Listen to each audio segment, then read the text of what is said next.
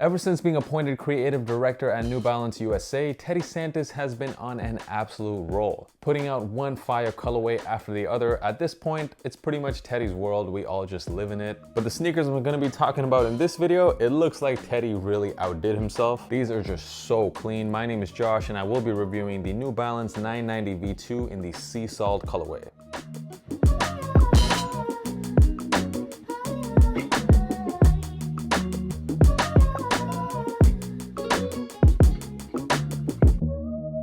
So what is good, guys, and welcome back to all of my long-term viewers. Shout out to you guys for supporting the channel. And if you are new here, my name is Josh. I do sneaker reviews, all types of other sneaker content. I'm dropping at least 3 videos a week, so make sure you hit that subscribe button. Check out my bi-weekly sneaker podcast, the Kickback Pod, available on all streaming platforms. Our latest episode just talked about the current decline in the sneaker reselling market. And also give me a follow on Instagram. I'm super active on there, and definitely if you're looking for more how to style type of content, check me out at JDKick6. So here we go, the New Balance 990 V2 Sea Salt. I have been waiting for these to arrive in the mail pretty much all week. I couldn't wait, because these had to be one of the cleanest colorways I have seen on a pair of New Balance 990s. When I first opened up the box, the first thing I noticed was, wait, these are a leather pair of New Balance 990s. And I don't own one, and I don't think I have ever owned a leather 990. I know they are out there, but these are a first for me. They finally dropped last week in Europe after receiving an earlier release in North America. And after receiving these, just look at them, guys. These were definitely worth the wait.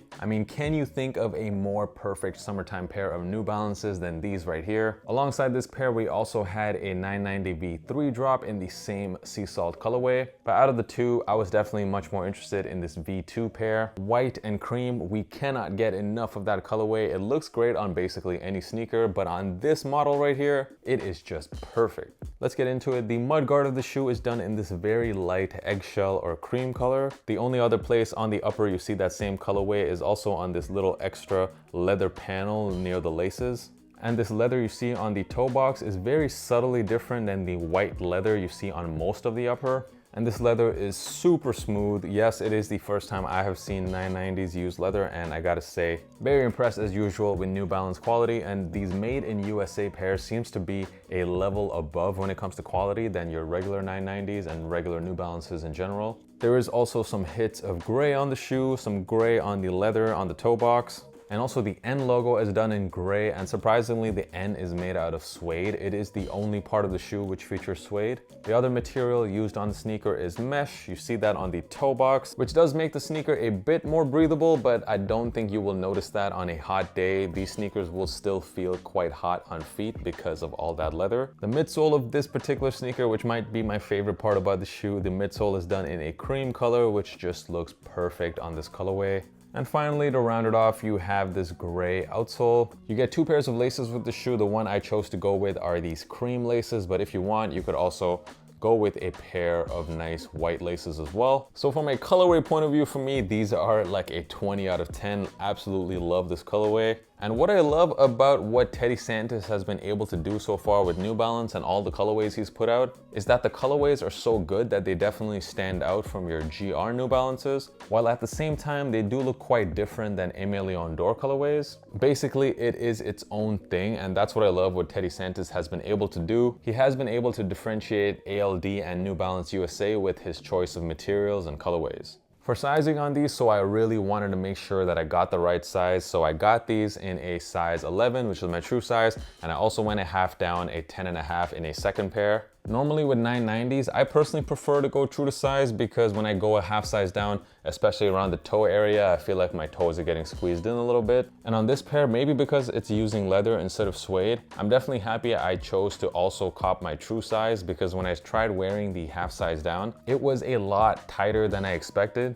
Normally a half down for me is slightly uncomfortable, but I can definitely get away with wearing them. Not with this pair though. With this pair, definitely I'm happy I went true to size. My recommendation for you guys, however, is to go with whatever your normal New Balance 990 size is. This is some smooth leather, so I do expect it to break in over time. So I would suggest go with your normal 990 size. It might fit a bit tight in the beginning, but I think overall, as you keep wearing it, it should loosen up and it will fit you fine.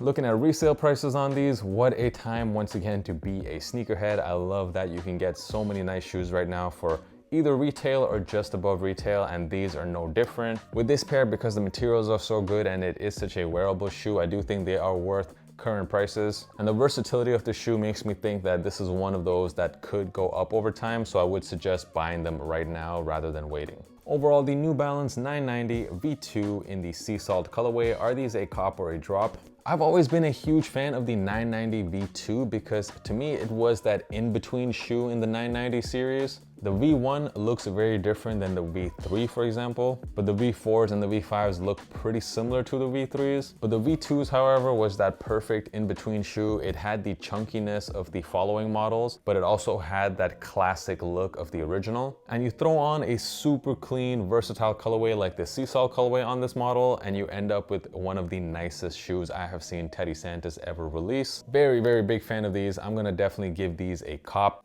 And speaking of Teddy Santis, we're gonna talk about him a bit more in the group chat, so stick around.